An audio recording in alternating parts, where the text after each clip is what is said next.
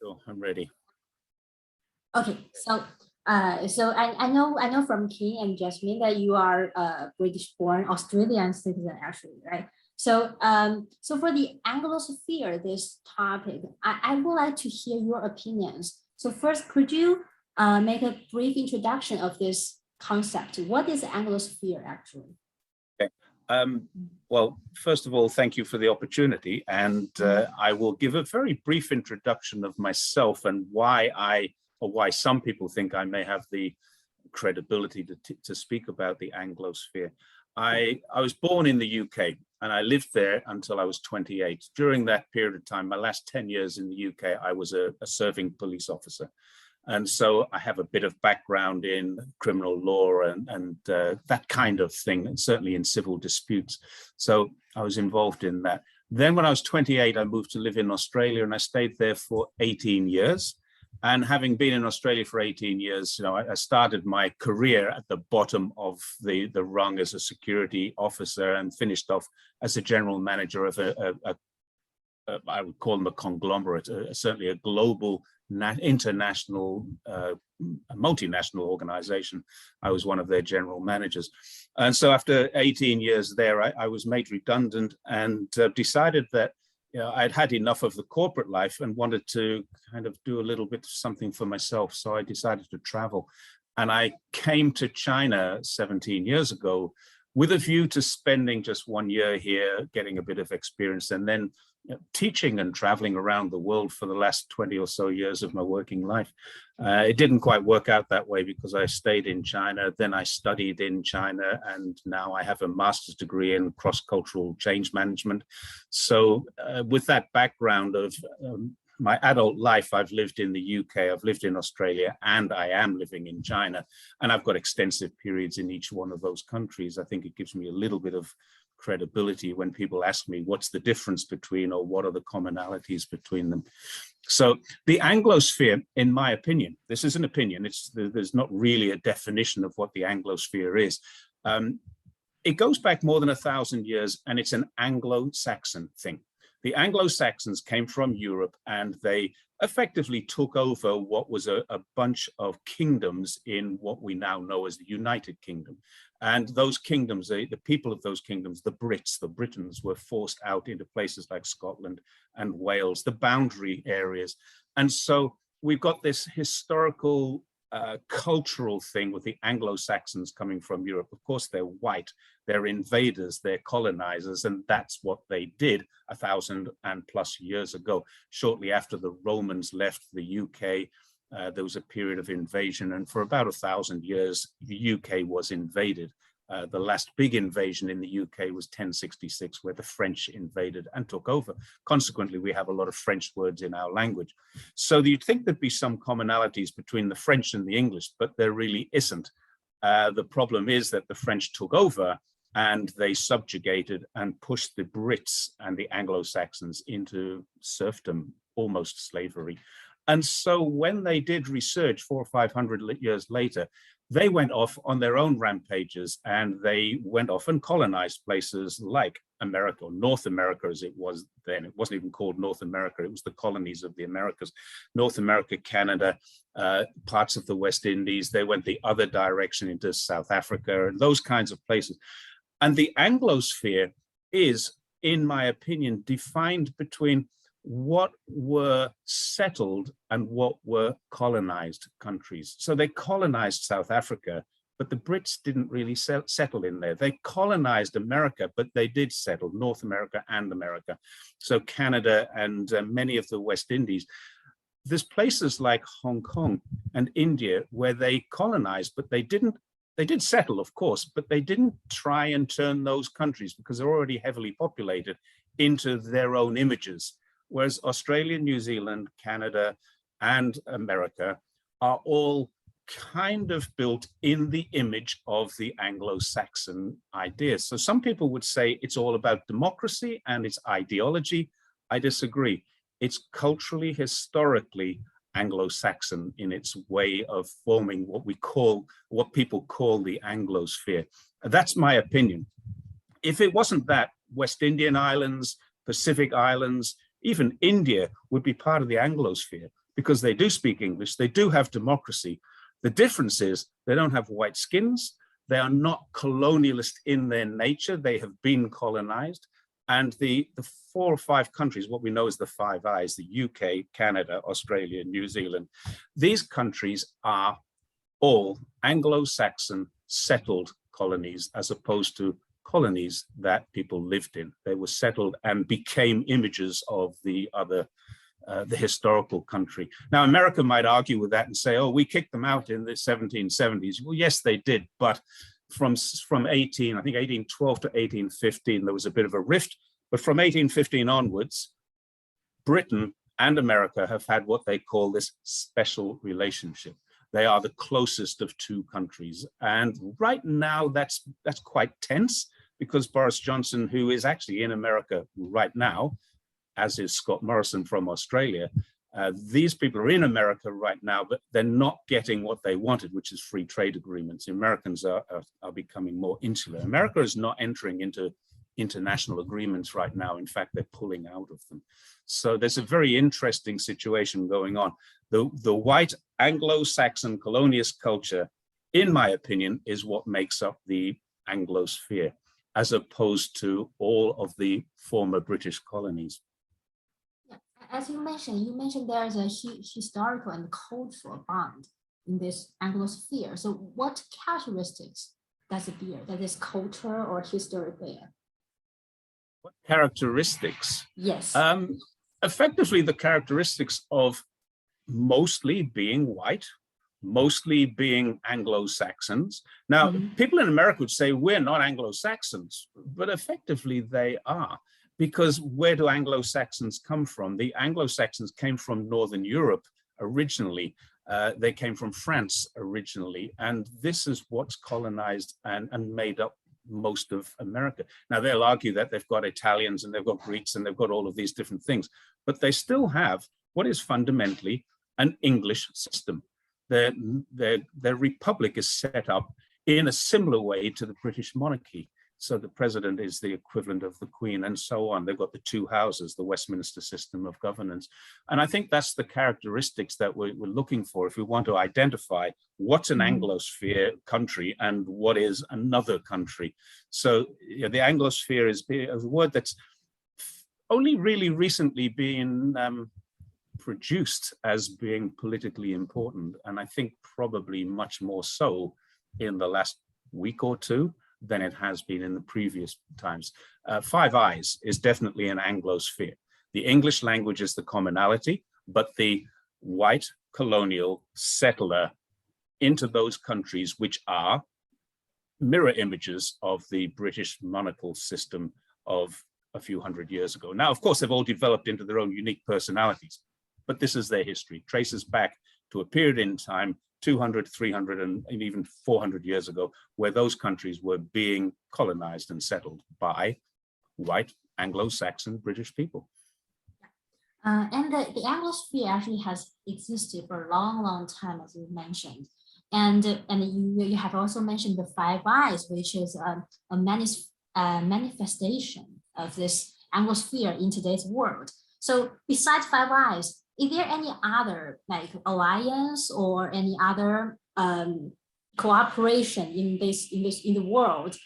We can say, oh, it's Anglosphere. The only other one I could say is this new one, the AUKUS, which is literally a week old. It's brand new. We had the Quad. We have all sorts of different trading things, but in terms of military alliances, as far as I'm concerned, as far as I'm aware anyway, the only real new one is AUKUS, the Australia, UK, US, and it's designed to build these submarines and share technology between Australia, UK, and US. I think US will provide the technology. Australia will not be providing much except the cost, the money to do this, and the UK will be providing quite a lot of the resources. The UK can build Rolls-Royce, for example, builds nuclear engines, motors. I don't know what you describe them as. I'm no expert, but Rolls-Royce has the ability to produce a motor to power a nuclear submarine. And I guess that's where the British government comes in. But these submarines are not going to be nuclearly armed, apparently. They are only going to be nuclear powered. So that's a very, very important distinction. And I think a lot of people need to understand that. A nuclear powered submarine has some disadvantages because it makes more noise than a diesel electric submarine, I believe, but it also has much greater range. That's the advantage. So it's more likely to be used offensively rather than defensively. But from what I understand, there will be no nuclear power inside of these. There'll be nuclear power, but there'll be no nuclear weapons inside of these submarines. That's my understanding. So do you think there will be a lineage, or there will be an advantage of this AUKUS, this Anglosphere cooperation, compared to the cooperation like Quad, like with Japan, right? With India, with other countries, which is not Anglosphere.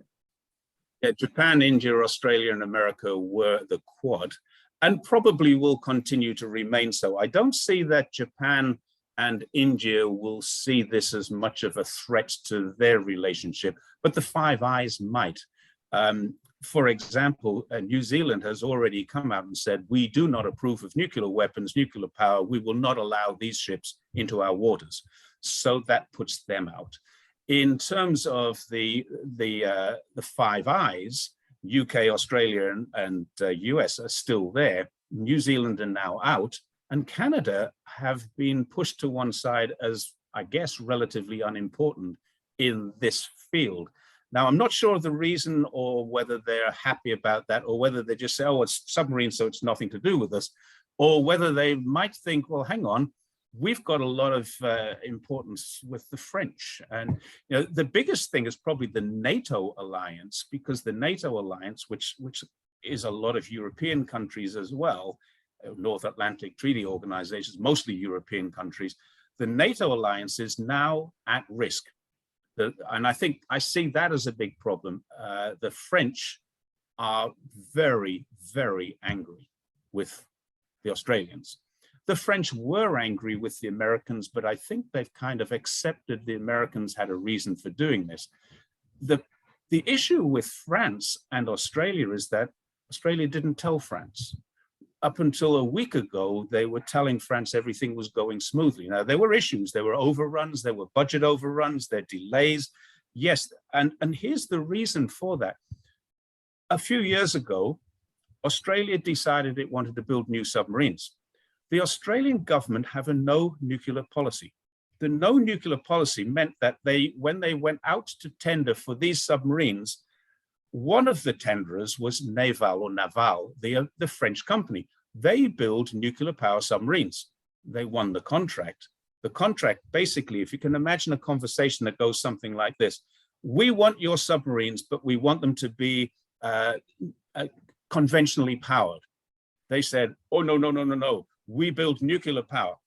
We don't want nuclear power in our country, so can you modify them to make them into conventionally powered? Okay, but it will cost a lot more. Sure, we don't mind that because we don't want nuclear weapons in our country. Okay, so we'll redesign this. This is the cost we think it's going to be. Here's a redesign. A year or 2 years later, here's a redesign. Here are our revised costs. The price went from 35 billion to 90 billion over a period of time for this redesign of these submarines so that traditionally nuclear powered submarines could become conventionally powered submarines. Completely redesign the whole thing, and the cost went through the ceiling, and so did the delays. And that's why the French and Australian are a little bit at loggerheads about this, because the Australians specifically said, we don't want nuclear powered submarines. But that's what they're now getting, and they hadn't even discussed this with France. Could we change our mind and go back to the $35 million nuclear power submarine? Sure, you can. Yes, that's a great idea. And we'll we'll charge you for the work we've done. We'll rejig the costs, and there'll be a new pricing system on your desk on Monday morning. It wouldn't be that quick, but that's the whole idea, that the French government and the French company Naval would have very much liked to have had the opportunity to discuss this change in strategy. And so would the Australian public. The Australian public have voted for their government on the basis of no nuclear weapons. Suddenly, they're getting nuclear power. And when they get nuclear power, it means they're going to have nuclear technology, they're going to have nuclear waste, they're going to have nuclear issues, they're going to have all the things that they voted for this government not to have.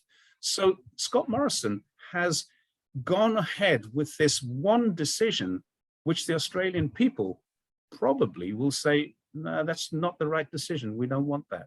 So it's going to be very interesting to see how that goes. I think the part of the reason for doing it, and doing it the way they've done it, they've not only made decisions, but they've made announcements, which I think personally were a little bit early to make. They should have made these decisions, had discussions, and then made an announcement. But they've currently got a senior minister who's had to resign. He's got caught up in some sex scandal. Then on top of the sex scandal, he got caught up in a donation scandal because he was getting money to help fight his legal cause. Then they've got COVID, which is actually increasing and accelerating throughout several states. Then they've got the mismanagement of their vaccines. The vaccines have rolled out badly. Now, just over this weekend, this last few days, they've had an enormous amount of civil disorder and civil disruption in several different cities. So really what the government needs to do is, instead of having all of the people looking at all of these problems, it's easy to say, hey, look over there. We've got a threat from China, and that threat from China takes away from all of these internal squabbles and problems that they've got, because it's such a big threat. And that's what I think, that's what I can see happening right now. So do you think this confrontation of between the Anglosphere and the China like is doomed, right? Is destiny? Yeah, because the culture is different. What's the reason of this confrontation? Why? I don't think it's doomed. I think doomed is probably a little bit strong of a word. And I think if you go onto the streets in Australia and ask the general public what they think about China, you'll get half of them saying, I don't think anything about China, and the other half saying China's a threat. China's threatening our safety, threatening our livelihood. Well, those are the people that need to be educated a little differently. There is really one and only one root cause for this confrontation. And it's not Western politicians, and it's not what you think it would be. It is something that's completely ignored by most of the Western press and most of the Chinese press, is that there's one common factor between the four countries that have trouble with China right now. The United States thinks China is a threat. Australia thinks China is a threat. The UK thinks China is some sort of threat, and India thinks China is some sort of a threat. Those four countries all have a very, very high percentage of media owned by one man. And that's the threat. That one man is the threat. And I don't think people may say, wow, what a conspiracy theory, this is not possible. But when you consider that a man, Rupert Murdoch, owns many TV stations in those four countries, he owns in Australia something like 80% of regional newspapers. He owns online news media. News.com.au is one of his, Sky News, Fox News. And in India, he owns several TV stations. He hasn't quite got a monopoly in India. It's too big a country, but he's got a monopoly on news in Australia. And where he doesn't own, he has tentacles inside. There are people who are afraid of speaking out against Murdoch Press or Murdoch's media outlets, because they could end up out of a job. And Murdoch has the monopoly on all of the media business in Australia. He's got something like 80% of local newspapers. He's got 60% of the state newspapers. He's got several interests in TV, including Sky News, which is a national TV. And he's got regional TV stations as well. Now, when he says China is a threat, people start reading. And they say, well, there must be something in this, because I saw it on the news, I've read it in the paper, I've seen it online, I heard it on the radio. It must be true. but it's because one man who controls all of this narrative is saying so. It's a very interesting fact. I don't know if people are aware of this either. This week, Scott Morrison is in America. He met with Joe Biden. Minutes or hours after meeting with Joe Biden, he met with Rupert Murdoch. And there's a joke in Australia, they're saying he went for his annual performance review because Rupert Murdoch controls what the Australian public see.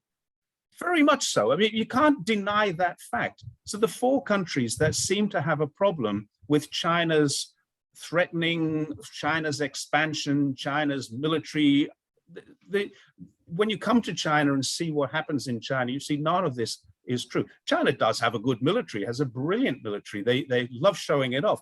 I mean, there's no denying that China has expanded its military.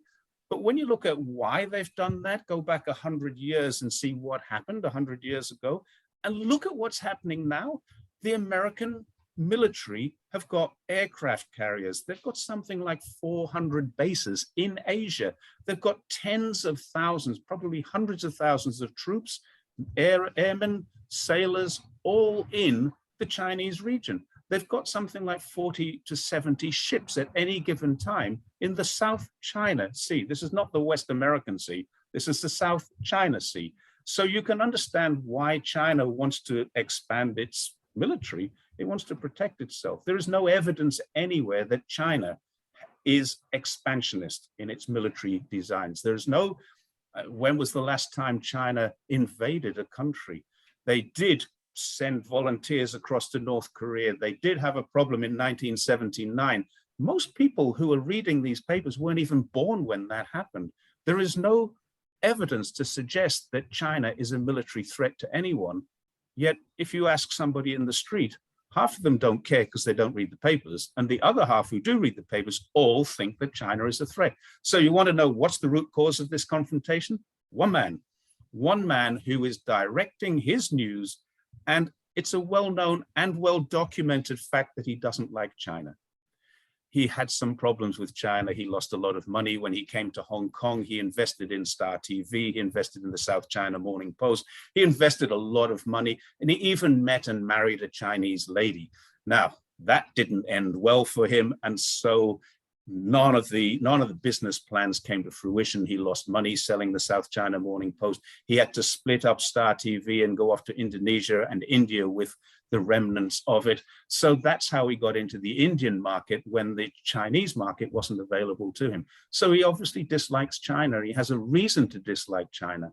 And consequently, he would like to see China suffering. So the root cause, basically it's one man. So one man has so much power, huge, enormous power. So is that because of the culture or the politics? Why does this man have so much power? He can like change people's mood. Mm-hmm. He's rich enough, and the problem is that everybody knows this. If you control the message, you control the people. This goes back thousands of years, but the most famous example of it is during Hitler's era in Germany. Goebbels controlled the message. Now, you could say that China is doing the same thing. You work for Chinese state media, and of course, you are not allowed to report about certain things. So the Chinese government is to an extent controlling your message. I don't think anyone can say that China has a free and open media and press. If they did think that, they're probably quite naive. The difference is that, and I've done this a lot. I research Chinese newspapers. I've never yet caught a Chinese newspaper in a lie. I find that they omit, they leave certain facts out, but they never tell a lie. And they won't tell a lie because as some of my friends who are in media and people that you also know, they will tell me that, oh, we can't say that, it's not true. Or we can't say that because we haven't been able to prove that that's true. We might believe it. In the West, they would give you a headline with a question mark on the end. The question mark is not what people see. They see the headline, China builds its military, question mark. China builds its military is a question. It's not a headline at all, but they only see China is building its military. China plans to invade Taiwan, question mark. Do they? Is there any evidence to suggest that? All we're doing is posing a question. So you can't even sue them for saying this misleading news. They mislead you in a way that you feel this is news, when in fact it's not. It's opinion. It's a question. You read into the article and it will be full of somebody said this, a spokesperson said that, but there's no actually evidence to suggest that this is real. None of it is real. The whole media narrative is controlled by whoever writes the media. Now, in the case of Rupert Murdoch in Australia, he doesn't just control a couple of newspapers. You go to Brisbane, Sydney, Melbourne, Adelaide, you go into Tasmania, and he owns the major newspapers. You switch on the television and you want to watch sports, Sky Sports is his. You switch on the television and you want to watch news, Sky News is his. You switch on your internet and you want to look at the newspaper to see what's going on. News.com.au is the most widely used news. It's his again. You want to buy an apartment or a house, realestate.com.au, that's him too. And he is really making a fortune out of misinforming his readers. It's quite scary what's going on. And his readership is totally misinformed. I find this on Twitter. When I send something out on Twitter that I know is true from China, people will come back to me with stories from Murdoch's media about how what I said is not true. Well, I'm out there on the streets, walking around China, looking at China. And in fact, I've traveled to almost every province in China. I've cycled across far and wide in China. I've cycled more than 25,000 kilometers and still counting. I've met thousands and thousands and thousands of Chinese people, and I've studied it at master's level. And I can tell you, what I'm writing is true. What I'm reading is not. What I'm reading is, it's that much of truth. In 100%, there might be 2% truth, and the rest of it is supposition, misinformation, misinterpretation, cultural unawareness, ill-informed decision-making, and it's really wrong. They're basing what they believe to be true on what they believe is their interpretation of it. And then they're telling the world that this is what's happening in China. It's not. You have mentioned this difference between what you see in China and what was reported in Western media. So could you give us a few examples of this, like the difference? I mean, the obvious example is the police state one. China is a police state. China has a lot of police officers. There's no doubt about that. But I've had interactions with the police on maybe 4 or 5 different occasions. One time I was involved in an altercation with a taxi driver, and I got out of the taxi and I slammed the door and the window broke. Oh God, and I did slam the door a little hard. It was my fault. The police got called to that. And yeah, I was in the wrong. The taxi driver was in the wrong for what happened. And we ended up both having to pay a little bit of money. I had to pay for the broken window, which was fair enough. But there was no criminal charges. It was really very well handled by a police officer who just kind of stood between us and said, look, you're saying this and you're saying this. The taxi driver refused to take me to the place I wanted to go because he considered it was too close. I was in Guangzhou, actually. And he wanted I wanted to go from one spot to another spot. It was pouring with rain. It was about 4 kilometers. And he said, no, I'm not taking you there. It's too close because it's only a 10 RMB taxi ride or 12 RMB taxi ride. And he wants a 40 or 50 RMB taxi ride. So, you know, I got out and I slammed the door and the window just shattered. I didn't smash the window or anything like that. I just shut the door very heavily. The window shattered. And the police came along and they were wonderful. We all went down to the police station. And yeah, we had a long chat. He got a penalty for not taking a legitimate fare from a taxi rank.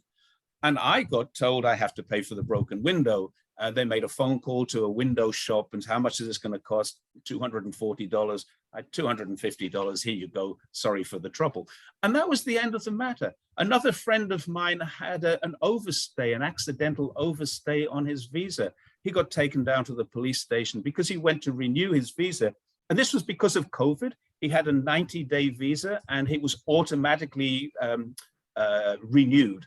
He didn't have to renew it. It was automatically renewed. But what he didn't know was that it had only been renewed for 60 days, not 90 days. So he went back to renew it after 90 days, and they said, oh, you're 30 days overstay. You're going to have to go to the police station and tell them what you've done. And my wife went along with him as his translator, and they were wonderful to him. They gave him a warning. It was a slap on the wrist. It was a very, very friendly process. And you know, we see people, I've been into the police station. Every time I leave the country, come back, I have to get a temporary registration form. So I go into the police station quite often, and the guys are really friendly, not just with me, but with other people coming and going, all the Chinese people. You could say, well, they're friendly with you because you're a foreigner. No, they're friendly with everybody because that's the nature of who they are. Now, I don't know, you're in the news. Can you tell me, when was the last time the police in China killed somebody? Do you know the answer to that question? No. Neither do I. How often does this happen? Gun deaths in China are unheard of. Murders and rapes in China are so low that the state of Baltimore in America has more gun deaths and rapes, more murders and rapes than China with 1.4 billion people. Now, people may say that's because they don't report it. You can't not report a murder. Murders happen, people know. So no, this is not a case of not reporting.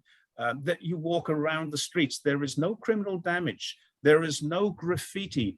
There is a lot of safety. Now, every single person I know in China appreciates this. They say, I feel safe, I feel secure, I feel freedom. I feel the freedom to do what I want to do. Now, the perception in the West is that Chinese people have such a big police presence, they have no freedom.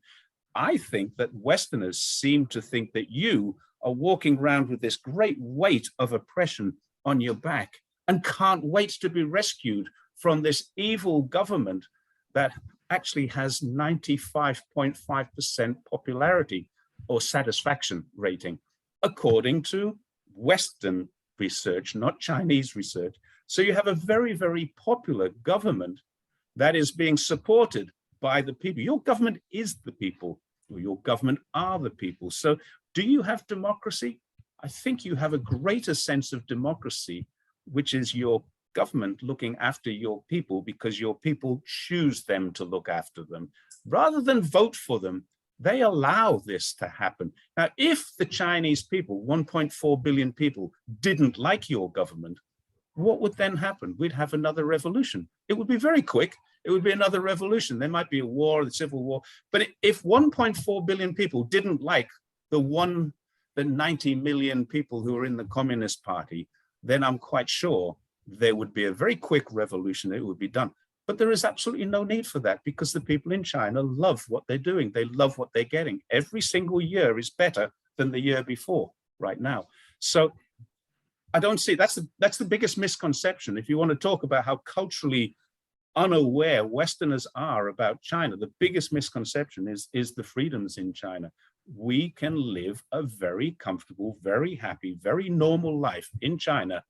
And yet every time I switch on the television or the internet, I see riots in the UK, I see riots in the USA, I see riots in India, I see riots in Australia. I'm seeing them every time I switch on the television. There's a riot somewhere.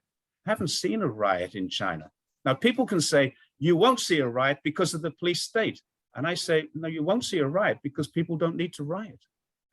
If people want change, they ask for change. They get on Weibo or they get on WeChat and they talk to their friends and things get changed. The government monitors this stuff. The government watches this stuff. They know what you want and they know what you like, and they are looking after your interests. When they want to change the law, they put it out onto Weibo. We're thinking about changing this law. What do you think about it? When it goes up for its final decision, it's been through several draft forms and it's been signed off by your commissions and your party. It gets signed off. Everything is approved by the people before the government makes the changes. So I think in that sense, China has a lot more democracy than people believe. It's a little bit of a myth that China is this authoritarian, totalitarian state. And one of the greatest stories I have for that is the BBC keep coming over here and doing reports about how Chinese government officials are like, this, stop filming. Well, okay, but how did you get that film back to the BBC? Because the Chinese government didn't stop you. They didn't want to stop you. They want to give you the freedom to do your job, but you are invading somebody else's privacy, and that's why you get the hands. You're invading someone's privacy, and they're not going to let you do that. So consequently, if they were really a totalitarian or an authoritarian, and we were living in a police state, those BBC reporters, A, they wouldn't be there, B, they would never get out of there, and C, they certainly wouldn't be showing that kind of video on international TV. So it just defeats their own argument. Their own argument is defeated by the fact that they are able to produce information that shows their argument is not true. Yeah, that is a very, very savvy, very logical explanation of all this, because I have seen many wrong and misunderstanding of this situation. But now let's back to this Anglosphere, this topic. So we have seen the AUKUS. After the establishment of AUKUS, we can see France is very very angry, right, about this. So do you think this is actually because the culture of this Anglosphere tend to exclude people who don't belong to this cultural circle? How will this exclusionism influence the world? I honestly don't think that this AUKUS plan to put 6 or 8 nuclear submarines in Australian waters, I don't think it'll work anyway. And I think really this is a move on a chessboard. They're playing chess at the moment. They're trying to think longer term. First of all, it's impossible for one of these submarines to be in the water within the next 20 years. That's the first thing. So if this threat of China's expansionism, China's military expansionism, China taking over, China threat, if this is real, then why are we publicizing something that is 20 years down the track? If it's real today, it's not real in 20 years. They have no idea what's going to happen in 20 years. So there's one aspect of it. In terms of who they left out France because France and Australia had disputes. Australia has had something I call the submarine blues for a generation now, for a lifetime. I went to Australia in 1987. And when I went to Australia, they were talking about building a new range of submarines. And I worked for a company that was an Australian company. I was in that company for about a year when my Australian company was taken over by a British company. The whole company was taken over, and the British company was tiny. I mean, in Australia, it was tiny. And so basically what they did was they paid for a massive Australian company, which was at the time the largest security company in Australia. And they paid, this company, Chubb Security, paid for it so that they could effectively be taken over by this Australian company, the massive Australian company, swallowed up the smaller Australian company and then absorbed its name. Now, the reason Chubb did this is because Chubb were the owners of a subsidiary called Racal. Racal are the company, one of the companies that makes sonar and some submarine technology. And so Racal is part of the military industrial complex, and my company was owned by, was a sister company. The parent company of mine owned both of us. Now, the whole purpose of that was that they had a presence in Australia so they could get into this Collins-class submarine, which was coming in the next few years. Well, the Collins-class submarine had overruns, budget overruns, delays, all kinds of problems. I think there are 6 of them, but at any time there are only 2 in the water because the other 4 are being used for spare parts. They're not working very, very well. These Collins-class submarines are going to be now extended to 2035. They don't even work properly now. So for the next 15 years, they're going to spend billions to keep them in the water while they wait for the new submarines to come from America. Well, of course, everything is going wrong there because there are no submarines. There aren't enough submarines. So is it just an Anglosphere thing? No, it's not. It's a Murdoch Press thing, and it just happens that Murdoch Press is an Anglosphere press organization, with the exception of India.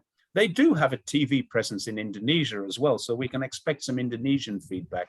But Indonesia has already said they're not happy with this. Malaysia has said they're not happy with this. I'm very interested to see how this applies to the Regional Cooperation Economic Partnership, the RCEP. I'm very interested to see how this is going to affect ASEAN, the Association of Southeast Asian Nations, of which Australia and China are both signatories. Now, these are going to be very, very interesting developments, because there's also something that many people don't realize this. Australia currently has a free trade agreement with China. It has since 2015. I think December 2015, they signed off on this free trade agreement. And what that means is Australian businesses and Chinese businesses can share products and goods with no tax or no tariffs. There's taxes on different sorts of things, but the free trade agreement allows them to do a lot of business. Now, here's the really interesting thing. Australia needs China far more than China needs Australia. If China is to suddenly stop dealing with Australia, if the Chinese made a decision tomorrow to say, we're going to turn back all Australian ships and not deal with China anymore, with Australia anymore, Australia in 3 months' time will be a third world country. Jobs would be lost by the tens of thousands, possibly the millions. Now, in a country of 25 million people, if you lose 3 million jobs, the mining industry would disappear off the face of the earth. A lot of what goes on in Australia is designed to come to China. The beef industry, the mining industry, the wine industry, the corn and the barley, there's been some disputes, but if you take a look at the Department of Foreign Affairs and Trading's figures, Australia's trade with China, both ways, has grown every single month since those disputes started. So there is a huge amount of trade going on between our two countries, Australia and China. And yet Australia is saying, we don't trust China. We want to protect the waterways where these ships are coming from. Against what? I'm really confused by this. You know, I sit here and I scratch my head and say, what the hell are Australia doing? Without China, there is no Australia. It's as simple as that. Without China, Australia's economy will crash. It will lose 30% of its imports and 60 or 70% of its exports without China. It still exports to Japan. It exports 12 or 15% to America. Now, China, the threat that they have is they say China is buying up everything. China owns less than 2% of Australia, less than 2%. Yes, it's bought up a lot. 2% is a lot, but that's not very much when you consider that America owns more and Australia is owned by Europe. Most of the country of Australia is owned by European countries. Belgium is one of the biggest landholders in Australia. The UK is massive, but they're not getting trade with those countries. Belgium owns loads of land, but it doesn't have much trade. The European Union does, but Belgium itself doesn't have any trade or very much trade with Australia. So why are they fighting China for this expansionist threat that they feel and not fighting Belgium? And maybe it's a language thing, maybe it's a culture thing, but maybe it's just because the color of the skin, the shape of the face, the way that you guys look differently to us guys, us white Anglo-Saxons, frightens us a little bit. We're also a little afraid. Westerners are afraid of communism. I don't know if you're aware of that. And communism will never, ever work outside of a communal country. China is a country that bases its, it's historically based on being communal. The community looks after the people and the people work for the community. That's historically what China is, and that's why communism works.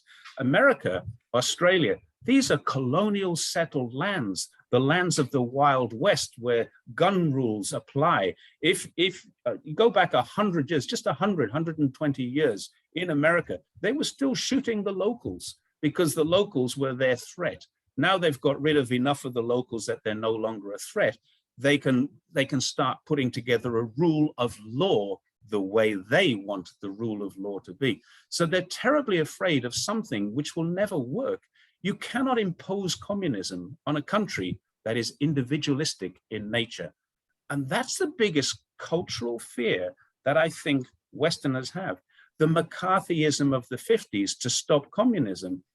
They didn't need to stop communism because communism was never going to go outside of any country that is not communal. And Russia saw this. Russia tried communism and they tried it for the best part of 100 years, but it's effectively failed. Effectively, it's failed because they're not a communal, I mean, in regional they are, but in China, China is communal. China are the people work for the community works for the people, and it works. In the West, in Australia, New Zealand, and Canada, all of these countries are not communal countries. So socialism or communism won't ever work for them. Socialism does work, but they don't see it. They're a little afraid of it because they think if it has the word ism in it, it must be bad. Capitalism is bad. But they have this fear of socialism. They have this fear of communism. They're afraid that communism means authoritarianism. It means totalitarianism. And they've got examples. They throw examples back. What about Chairman Mao? What about Stalin? What about Fidel Castro? And, well, hang on. Who told you that these people were bad? You're reading that they're bad in the press. Why don't you ask the Chinese people? When I asked Chinese people, was Chairman Mao bad? They all said no. Yeah, I mean, he did some bad things towards the end of his life, but no, he did some great things. You know, he unified China. He gave us one language, one written language. He did incredible things, education. Everything's changed from Mao's time. So instead of being afraid of what these game changers, Stalin, Mao, and Castro, instead of being afraid of what they did, why don't you look at what they did and say, hey, could we learn from that? And the simple answer is yes. You know, in America, they don't have healthcare. They don't have free education. They don't have what China does have. Now, healthcare you pay for, but it's very cheap. And I just made a comment a couple of days ago. I haven't been past my local hospital for about 2 years. I didn't have a reason to go in that direction. And I went past there just a few days ago on my bike, riding through there. Wow, that's new. That's new. That's new. Wow, I haven't seen that before. There's a new ambulance station. There's a new X-ray department. There's a new ear, nose, and throat. It's all written in English. I can see what's going on here. These are all, my local hospital, instead of being one building on a street corner, is now an entire city block. And it's happened over the last 2 or 3 years. Now that is infrastructure building, and that is something not to be afraid of. So why do you fear communism? If you think communism means that you must be poor, if you think communism means that you're going to be oppressed, if you think communism means authoritarianism or totalitarianism, come and have a look at China and see what communism really means, because it's working pretty well here from what I can see. I'm not a communist, by the way. Yeah, I know. So will you say this confrontation between the Western side and China it's partly because of the cultural fear? Partly, it's totally cultural. It's a misunderstanding.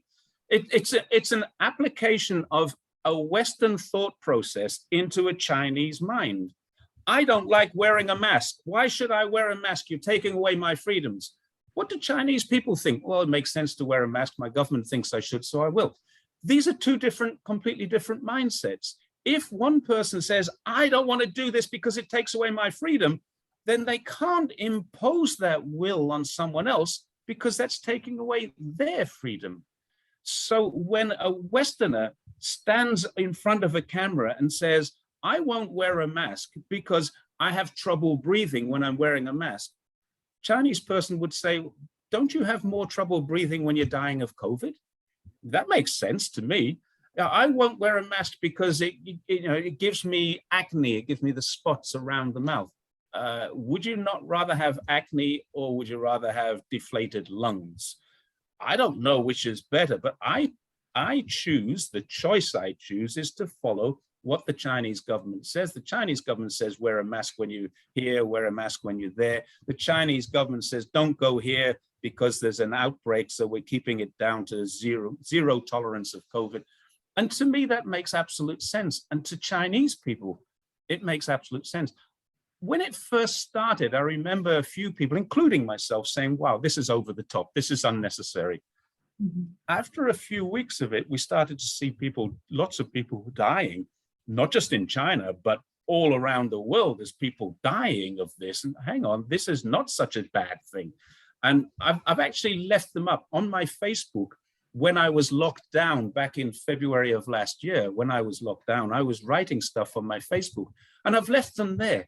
Now, some people can look at them and say, Jerry, you're a liar because you said this. I say, no, I said that because I believed it then, but now I believe differently. I've deliberately left them there so I can contrast between what I believe now and what I believed then. I did think it was a little bit over the top. I did think it was a bit unnecessary. Closing my local park to me was a problem. Why close a park? But then I think about this, Chinese people congregate in parks as part of their culture.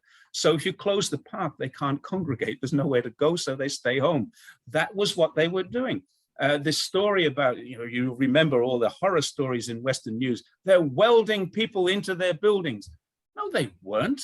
They were welding a door closed to stop people going out of the building without going through a checkpoint, so we can check their temperature, make sure that they are going out for the right reasons to go shopping, pick up their stuff.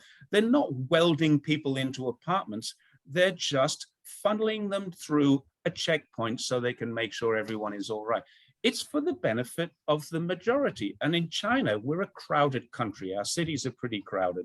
You live in a city of like 20 million people. I live in a city of 4 million people. This is bigger than most British cities, but it's a small city where I live. It's a very small city by Chinese standards, only 4 million people. It's bigger than Birmingham. It's bigger than Manchester. It's bigger than Liverpool because it has 4 million people. So when we have a city this size, and it is quite crowded, and there is a problem, isn't it better for everybody to follow the same rules? And when they do, they won't see COVID rising. Look at what we're watching now. What we saw was COVID rise to a massive peak of 74,000 people and then drop. And now we have 200 cases at the moment. Probably there's only been 1,000 cases this year in China, and we're already nearly in October. So it's done because people follow the rules. So you want to impose your freedom of speech onto a Chinese person who wants to follow the rules. Who's got this wrong? If you think about this all culture, when a Chinese person thinks that living in an environment with a lot of police, living in an environment with a lot of cameras, living in an environment where my money transactions are recorded on my telephone, this is no problem. It's a convenience. It's a good thing. If somebody wants to rip me off, they have to be very, very clever about ripping me off. And really, the biggest crime that goes on now in China is telephone fraud. And it's mostly from Taiwanese people in Africa, is what I understand. I don't know how true that is, but I read that in a Global Times report recently that Taiwanese people using Chinese phone numbers from Africa are ripping off people in China. How true it is, I've yet to define. Will you say, will you say the cultural fear existed in this Anglosphere will lead us into a new Cold War? Will this happen? I'm fairly convinced. When you think about what a Cold War is, Cold War, lots of people died during the Cold War because it wasn't very cold. There were all kinds of things going on in different hotspots around the world. But the three main powers, United States, China, and Russia, kind of stabilized each other because, each one, they call it MAD, mutually assured destruction. Each of these three countries has the ability to destroy the other country. So nobody wants that. Now, that's a Cold War when everybody is holding off and you've got these tiny little, not tiny, not if you're involved in them, you've got outbreaks going on in different parts of the world.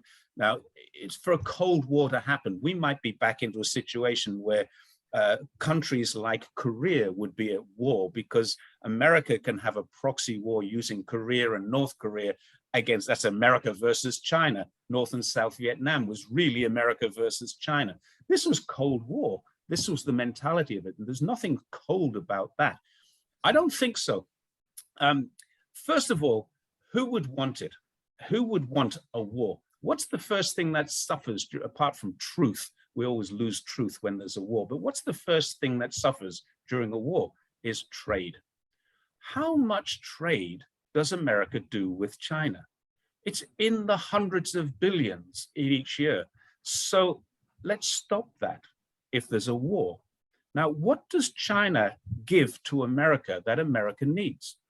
Almost every medicine that they have in the pharmacy in America is made in China. Almost every part that they have for every car in America is made in China. Almost every toy or game or clothing item that they have on the shelves in the supermarkets in America is made in China.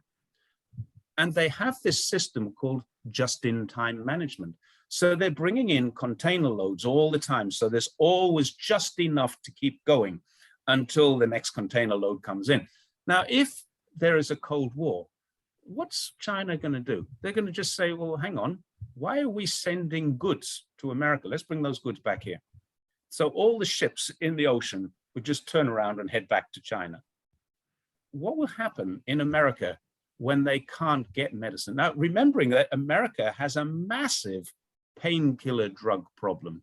They have a massive opioid problem. They have a massive problem where people are addicted to prescribed painkillers. More than 80% of those painkillers come from China. So within a week, you would have the largest gun-owning population all suffering from pain. There's a problem that nobody really thinks about. If the largest gun-owning population can't get their medicine, what are they going to do? I have this chronic migraine, I have a chronic back pain, and I have a gun. What am I going to do? I'm going to go and get my medicine from somewhere. That's going to mean America will implode.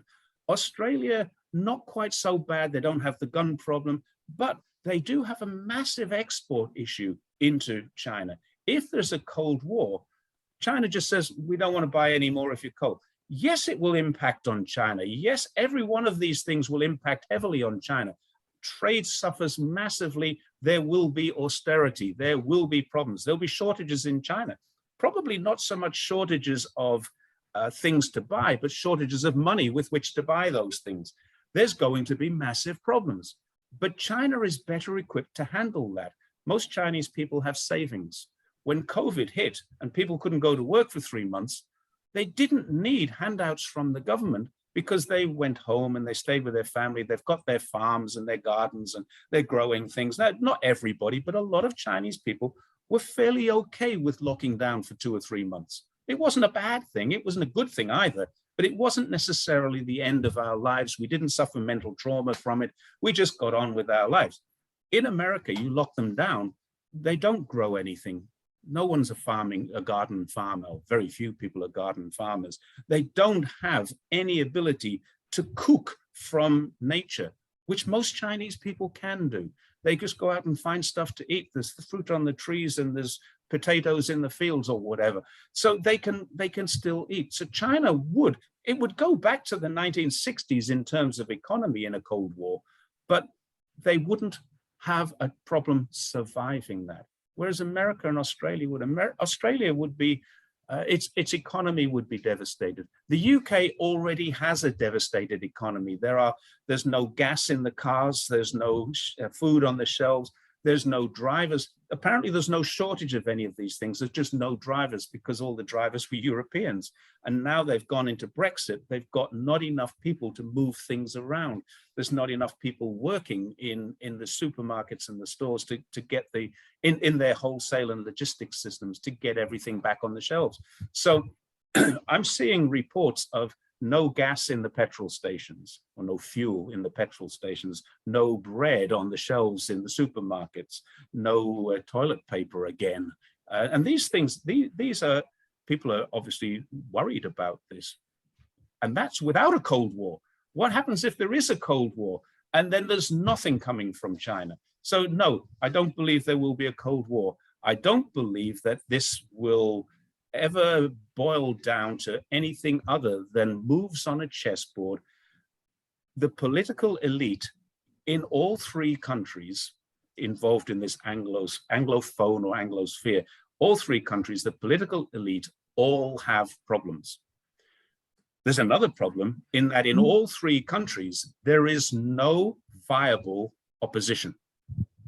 There's not a viable opposition in the Labour Party in the UK. There's not a viable opposition in the Republicans, and there's not a viable opposition in the Labour Party in Australia.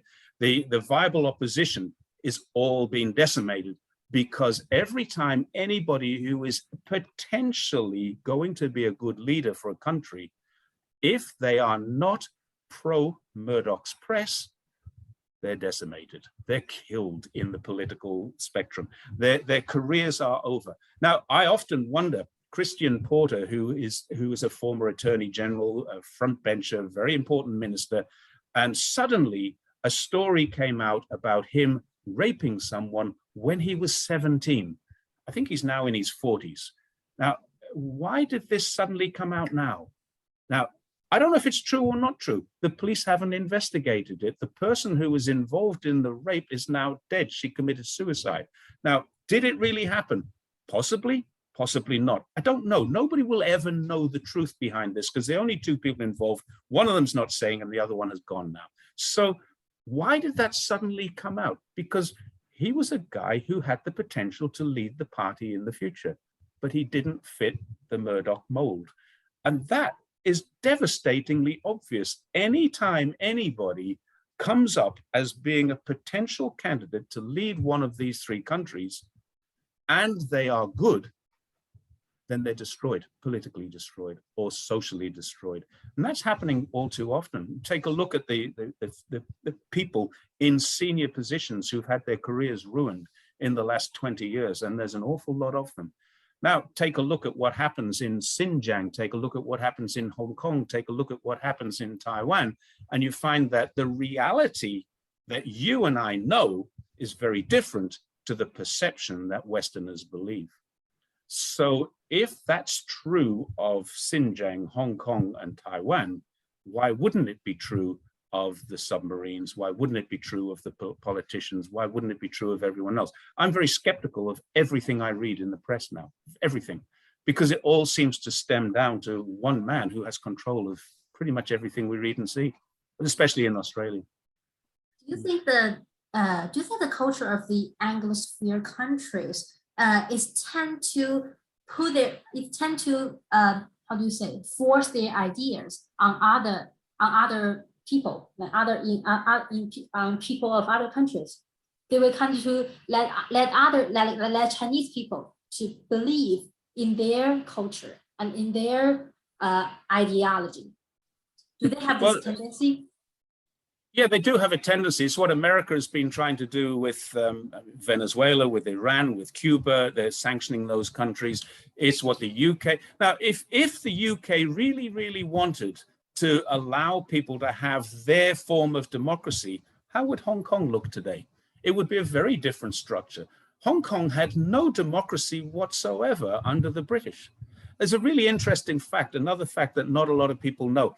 Hong Kong is the only country to leave the British Empire without a vote. The people didn't vote to leave. Now, you could say that because China wanted it back, but Margaret Thatcher gave it back. It wasn't because China did want it back. All the time, China wanted it back for sure. But it wasn't a case of China demanding it back. Margaret Thatcher gave it back to China as part of a bigger strategy. So they didn't ask the Hong Kong people. They never gave the Hong Kong people democracy. So where Britain says we want to bring democracy out, let's take a look at the countries that Britain actually colonized, not settled. So let's ignore Canada, America, let's ignore Australia and New Zealand. These were settled countries where the white Anglo-Saxons took control of the country, in many cases destroyed the local natives, and then said, this is our country. So effectively, they stole those lands from the people who already were there. Now, they could argue that the American native Indians or Native Americans weren't there. They were only there a few hundred years before. At least they were there. and you weren't. So when you came and started killing them, that's not a good thing. Now, I don't want to impose today's standards on history. What I'm saying is what they did then was right for what they felt was right then. It's just not right when we look back on it now. But at what stage did any of these colonizing countries actually give democracy to any country? Can you give me an example? Because I can't think of one where any country has received democracy from either the US or the UK. Australia has never colonized anybody. They're really quite insular in their own country. So Australia and New Zealand, let's leave them out of this. America is an invading, but not necessarily a colonizing country. And if you look at the list of countries, I think there are 155 countries they've invaded or been part of an invasion. How many of them now are working democracies? We could argue that Japan, maybe, not quite a democracy, and South Korea, maybe. Why? Because America has built those two countries with their acceptance, has built them up into images of themselves in a way. So they really wanted those two countries to become successful. What's happening in South America? What's happening in Central America? What's happening in the Middle East? What's happening in East Asia, in Southern Asia? What's happening in Southeast Asia, Vietnam, Cambodia, Thailand? Americans came there, invaded. They never left democracy. They haven't imposed. They've just said, we want to bring freedom to these countries. So do I think that there is a problem with them imposing democracy? Yeah, I think it's a complete failure. It has never worked, and it never will work. You can only give democracy to people who want democracy. And if they don't want it, they're going to fight you for it. And I remember having an argument on Twitter just a few weeks ago about Afghanistan. An American soldier, former American soldiers saying, you know, we wasted 20 years fighting for a country that refused to defend itself. And my argument was, hang on a second, the Taliban took over within 11 days of you leaving. That's defending themselves. They were there for 20 years waiting to defend themselves properly. The moment you left, they took over the country. So you were invading that country. You weren't defending that country. And when the defenders of that country took it over in 11 days, it shows that you had not imposed any of your standards on the people you left behind. The Taliban took over a country that they had been in place, nation building, for 20 years, and they lost it in 11 days. Something went wrong. That's not the imposition, that's not even the introduction of democracy. Democracy was never introduced to Vietnam. Democracy has not been introduced to Iraq. They will not introduce democracy into Venezuela or into Iran because those countries don't want the American form of democracy. Now, we've seen how well that works as well with the January the 6th uprising in America. That was democracy? Is that what you really want to export to the world? I don't think the world wants it. And actually, many countries in European Union have the similar ideology, like the Anglosphere countries. But they actually, many of countries like maybe France, German, they technically they don't belong to the Anglosphere, right? So do you think that this resurgence of the Anglosphere countries will be a threat to the European Union? I don't think so. America is a declining threat. I think America keeps putting more and more money into weaponry. That's the sad fact of life. They have a police and military budget that is second to none in the world. You know, the next 10 or 15 countries together don't spend as much money as America does. I found a rather interesting article the other day which explained that the American police and prison system budget is higher than the People's Liberation Army budget. So they are protecting themselves against themselves by having a police budget bigger than the Chinese military. That's really frightening thought. So I think America is too busy trying to defend itself, and it's got this threat against China as a kind of distraction. Look over there, look over there. Don't look at what's happening here. Go look over there because there's a big distraction. There's a big threat from another country, and they've got brown skin and long black hair, and we don't like them. because they're different to us. That's a threat that they're putting into the into the Anglosphere. The UK is a spent force in terms of its global power. It has been for 100 years. It has been since the end of the First World War, the British Empire was done. It was finished. Now, it didn't totally finish until much later on, but certainly in my lifetime, there has been no British Empire, and I'm 63 years old. So yes, there's British spheres of influence in different places, but there is now no longer a powerful British Empire with a powerful navy. They've got an aircraft carrier, which is currently somewhere in the South China Sea, but it has to have American planes on it because they didn't build it for British planes. So that's a crazy situation that they've got there. They are basically the deputy sheriff to America's sheriff. And Australia is so far away, and their standing army, the Australian standing army, I'm not sure of the numbers, but it's in the tens of thousands, not the hundreds of thousands. It might only be 10 or 12,000 permanent military serving personnel. And then there's quite a large group of reserves, people who have served and trained and can be called upon. I'm not sure of the numbers. I should have researched that, but it's a small army, very small army. So Australia is no threat. Even if they combine, they don't add much in the terms of the value of a threat with another country. Australia and New Zealand are very small countries, defensive rather than offensive. America is the only offensive country left, and it has more problems in its own backyard. And I think it's going to take something very serious for them to realize that. They seem to have this kind of blinkered view. And I don't mean this as in Secretary Blinken, but the blinkered view that they have of the world and how important they are in the world seems to me to be diminishing. And it's certainly, if the only way that they can keep up their military presence is to go into more and more debt to do so, which is what they currently have a $28 or $29 trillion debt, and they're spending $1 trillion a year on their military. Nobody knows how much they're spending on their intelligence. Their military is $1 trillion. Their police and prison budgets, $250 billion, more than the PLA spends in a year, is spent inside of the country, keeping the people down. Now, you want to talk about which country has freedom, which country has a state or police authority? Go look at that. $250 billion. So will Europe align themselves with that? I don't think so. I see the world is changing. Russia and Germany have been working together on the gas pipelines.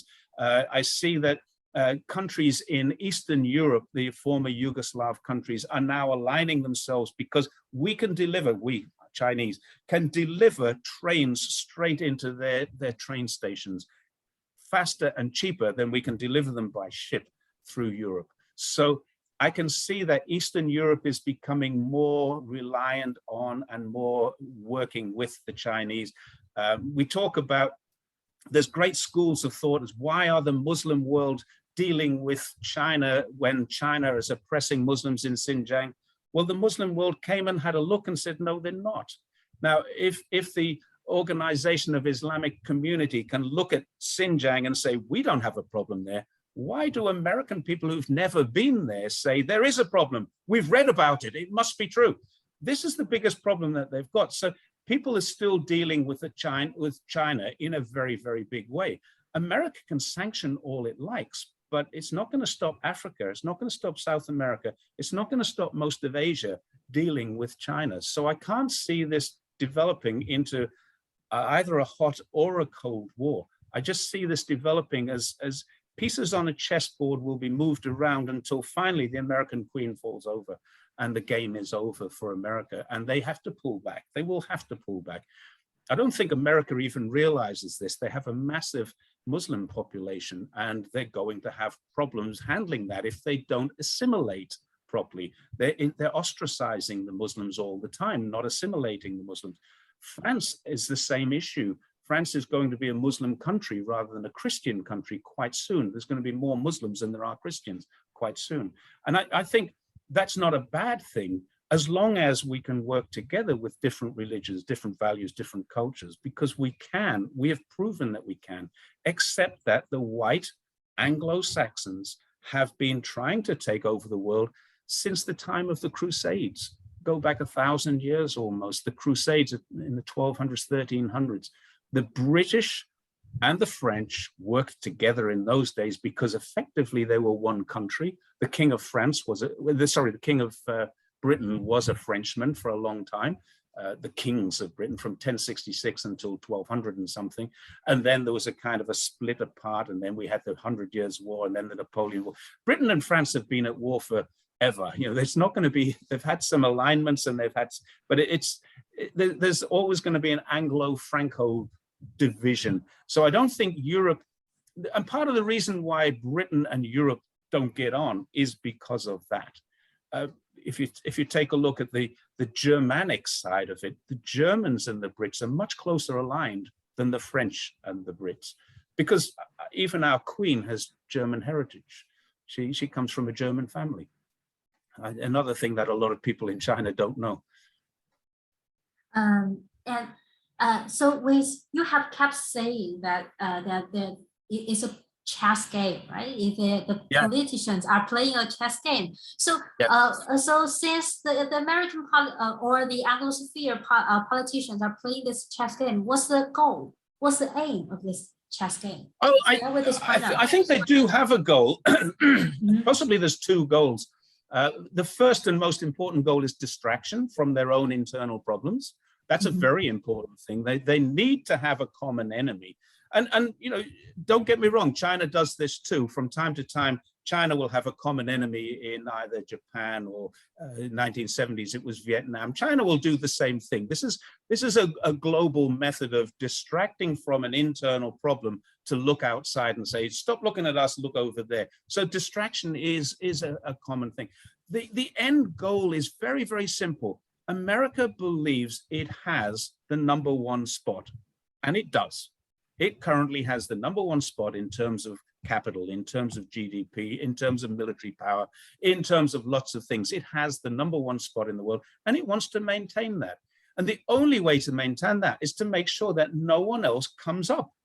And guess what's happening? They destroyed the French economy back about 15, 20 years ago. I'm not sure exactly what date it was, but there are very great similarities between what happened to the company, which is now called GEC Alstom, and what was then a French company called Alstom. Very similar issues with what happened there and what happened with Huawei in the last couple of years. They did that, the Americans did that to France, and that may have been to keep Europe from becoming the #1. They did similar things in Japan as well. And you know, the Japanese suffered an enormous collapse back in the 2000s, the 1990s and the 2000s. They had this massive upsurge of income and revenue and power. And I remember living in Australia, and the Japanese tourists were everywhere. They had street names renamed to be Japanese streets on the Gold Coast, because every golf course was Japanese. You couldn't go and play there. I didn't play golf, fortunately, but if you wanted to play golf, you had to play at this place or that place, because the rest were all owned by the Japanese. And it was I could see that as being a bit of a problem. But then the Japanese collapsed. America could have helped when the Japanese collapsed, but they didn't. And they allowed this collapse because the Japanese were a growing threat in terms of economic power. Europe was a growing threat in terms of economic power. We just found out recently that they're using European countries to spy on the German Chancellor's telephone. That's a fact that's been proven just recently, about a year ago. The CIA, or the Homeland Security or whatever department, was listening to the German Chancellor. This is the leader of one of the biggest countries, biggest economies in the free world, and they're listening into her conversations so that they could destroy or counter Germany's plans. America does not want anyone else to be #1. Now, in terms of purchasing parity, China already is. Your money and my money here in China buys more for us than an American dollar does in New York. So you're in a massive city, and your housing is quite expensive, but everything else is quite cheap. You can go out and eat for the evening. You can pay your electricity bill. It'll be 200, 300 RMB a month. These kinds of things are much cheaper. Now, my father in the UK pays £150 a month for his gas bill. Pounds. That's over 1,000 RMB. It's like 1,200 RMB. I don't pay that much to live in my apartment every month. I have gas, I have water, I have electricity, I have my mobile phone and my Wi-Fi. It still doesn't cost me 1,200 RMB to live here. So my father's gas bill in the UK is more than my total outgoings and my utilities for my apartment in China. And we live in a similar size apartment as well. My father's a 1-bedroom apartment, I'm a 2-bedroom apartment, but quite similar in size. And so you've got these problems going on around the world. I don't think any of these countries have the desire to have a war. They certainly don't have the heart to have a war. The goal is not to have a war with China. It's to prevent China becoming #1, which, according to one report I read recently, will happen as soon as next year in terms of GDP. I don't know if that's going to be true or not, but the way that the American GDP is going and the way that the Chinese GDP is going, yes, it's a possibility. But certainly within the next 10 years, China will, if they're allowed, overtake the United States. Now, how do you stop them from overtaking the United States? You cause conflict for them in their regional zones, Tibet, Xinjiang, Taiwan, Hong Kong. These are conflicts that you can actually trace every one of these conflicts back to the CIA, every one of them. The National Endowment for Democracy make it clear. They pay for Tibet problems, they pay for Xinjiang problems, they pay for Hong Kong problems, and they're paying for the Taiwanese problems. So China doesn't really have a problem. If all of that funding was stopped, all of that stopped, China wouldn't have a problem. Suddenly, you'd have a nice, stable environment.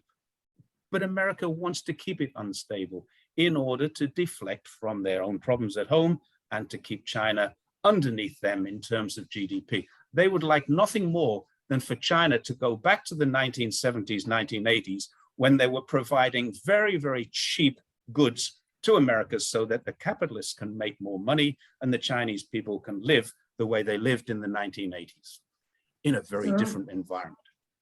So being #1 is very important for the Americans or for the Anglosphere countries. Is it true? Well, yeah. when we say the Americans, they are using the Anglosphere, and they're also to a lesser extent using Five Eyes, and they're using Mexico and Canada in their trades.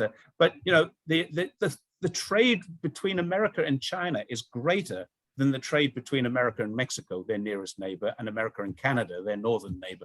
So the trade between China on the other side of the world is greater than the trade they have between their neighbors.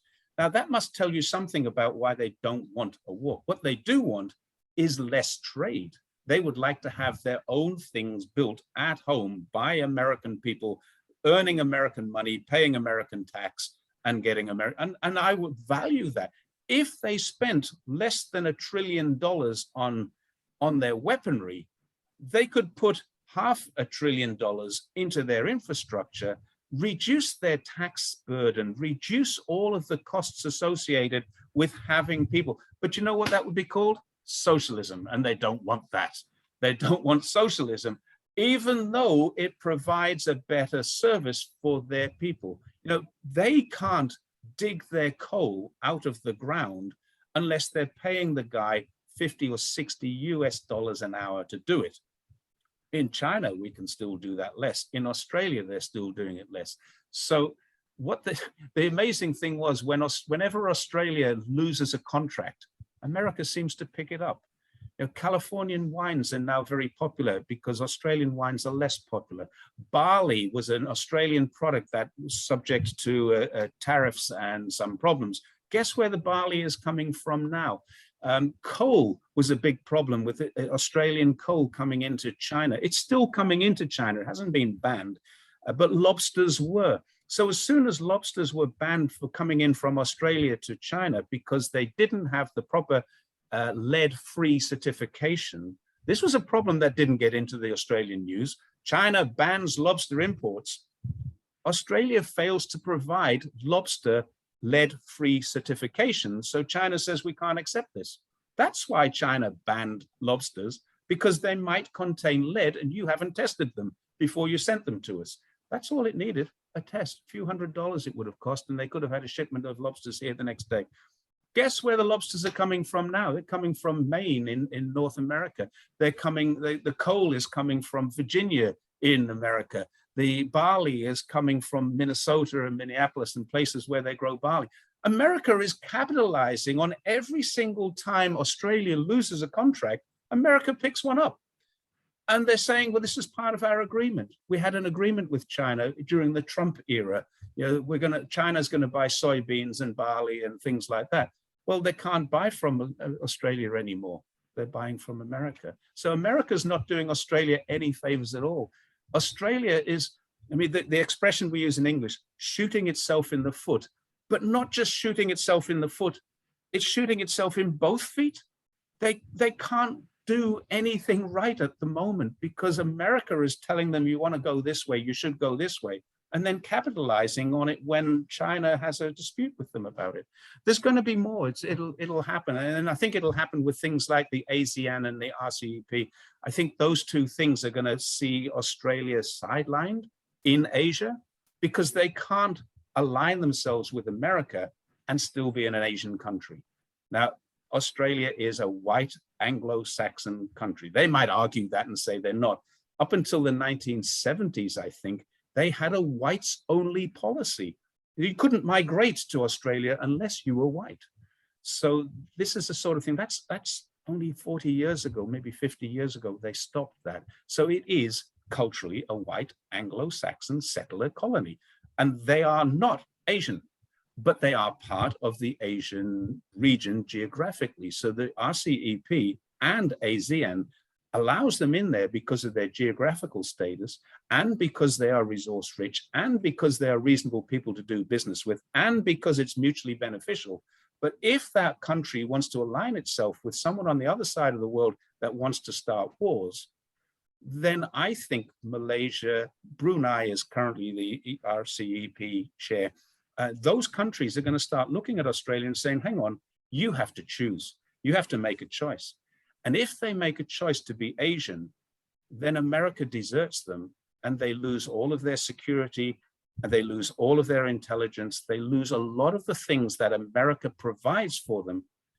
But if you think about it, why does America provide for them? Because America sells them on the threat that they need it. They're sold on a threat, which is not reality. The reality is that China is not a threat to Australia. China is not. Why on earth would Australia need to buy submarines, rockets, and ships to defend the shipping that's coming between there and China? Because whose ships are they? They're Chinese ships. Who benefits the most from Australia-Chinese trade? Probably China benefits more than Australia, but Australia benefits greatly. And suddenly it's become a point where they say, we need to defend ourselves against this threat. What threat? There is no threat. And that's what it all boils down to. America has sold them. And an organization called ASPI, the Australian Strategic Policy Institute, which has paid millions and millions of dollars by American weapons manufacturers, are advising the government on what they need. And it's a complete farce. They're advising the government on protecting themselves against their biggest trading partner, who has never issued a threat against them. Australia has never received a threat from China. China has never gone into Australia trying to impose any ideology, trying to buy up sections of land and tracts of land. Yeah, a lot of Chinese people buy houses in Australia.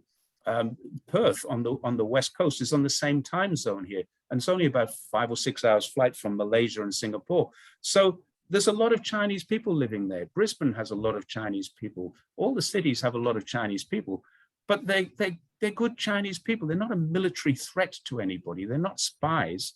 They're investors, they're homeowners, they're families with kids and dogs, and they just want to be living in Australia peacefully. But for some reason now, they're being perceived by politicians who are being led by Murdoch Press and ASPI and organizations like that into believing that China is a threat. I see no threat from China at all. I've seen no visible, tangible threat from China, ever. Mind you, Okay. I don't look at it from a geopolitical standpoint. I look at it from living in the streets of China. Thank you so much, Jerry. I think that is pretty much for today's interview. Okay. I have told you it's about 40 minutes, but it's now more than 1 hour. That's no problem. That's my fault, not your fault. No, thank you very much for your very savvy idea, and I have learned a lot from you. And hey, thank you. and you hope I didn't overdo it. I hope I didn't overdo it. No, not at all. I will stop the recording now. Okay. Okay. So we can talk.